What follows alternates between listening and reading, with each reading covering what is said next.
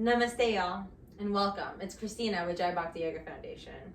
Today we're going to be learning Vrksasana, tree pose, in the chair, and also utilizing the chair for balance and stability in a more modified version for your class.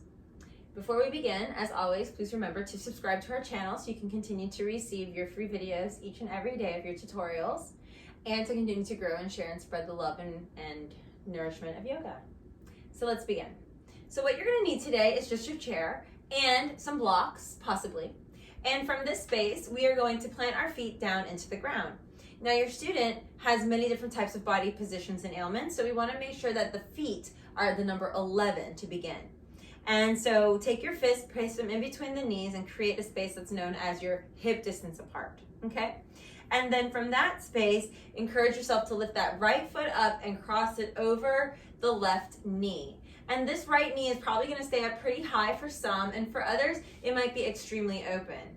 Now this is a variation also of pigeon pose, but you can also utilize it for tree pose variation.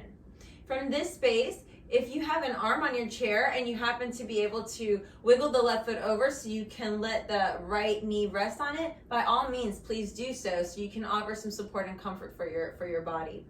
Please engage through that right foot so you're very active, as though you were pressing your foot into your thigh and the thigh into your foot.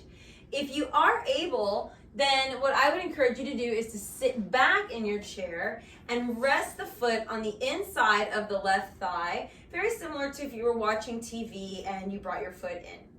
And from this space, you're going to keep opening up the hip here and bring your hands together to the heart, lift your chest, and push that left foot into the ground. In this space, we are in seated tree pose, Vrksasana. Now, if this doesn't serve you, or it's a little too intense in the hip opening here, then you can bring your foot down into the calf, and although it's a little bit more stronger because you're feeling a lot of engagement through that quad and through your glute here, you're also very active in that left leg. So you're pushing everything into one another. Lastly, you can bring your foot down, keeping the knee out to the side and the toe touching the ankle or the inner calf or the inner arch of your foot. Okay? You want to avoid placing your foot on your knee as to prevent pushing out the patella and or creating a tear in the meniscus. So be mindful of that as well. Now, the other variation that we'll take is standing. So let's come to the side of our chair, and the variation here would be to lift the right foot and place the foot on the chair, resting the right leg and allowing the knee to be heavy here. This is a variation of the tree pose, and you can work towards any hand position. Now the student will have the opportunity to let the left hip rest on the chair for some stability and support, or you can encourage the engagement of that left thigh. Draw the left knee up and in and press actively through the heel and through the ball of your foot. You want to draw the energy up through the arch of your foot and relax the toes. This is a very intense stretch. Your glutes are engaged. The right leg is also engaged. And also bring awareness to the ribs and to the lungs, the expansion of the belly and the contraction of the belly. It's also very important to keep in mind that even in this pose, utilizing the support and the balance of the chair, that the shoulders and the hips and the heels are all in one line. And you also want to draw the ears back so that the ears are even in a line with the shoulders. And please relax the shoulders down the back. You don't want the shoulders to be lifting up into the ears. And then from that space, fixate your gaze on something that doesn't move. And so you have a horizon to look at.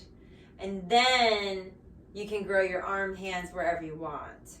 The other option is to keep hold of the chair and place the foot on the inner ankle, inner calf, or inner thigh, avoiding your knee once more, remembering that your toes can also be on the ground. If you wanted to, you can take a block and place it underneath the right foot as you're working towards drawing your foot up and playing with the balance on your own accord. You can also place a hand on the wall for added stability. I hope this helps you, and if you have any other questions, comments, or concerns, please feel free to reach out to me, and I'll be more than happy to investigate and share my findings with you too. You teach me, I teach you. I love our connection, and let's continue to grow and build this program together. Thank you so much for all of your feedback, and I look forward to serving you more, and I'll see you tomorrow. The light that lives in me honors the light that lives in you. Namaste.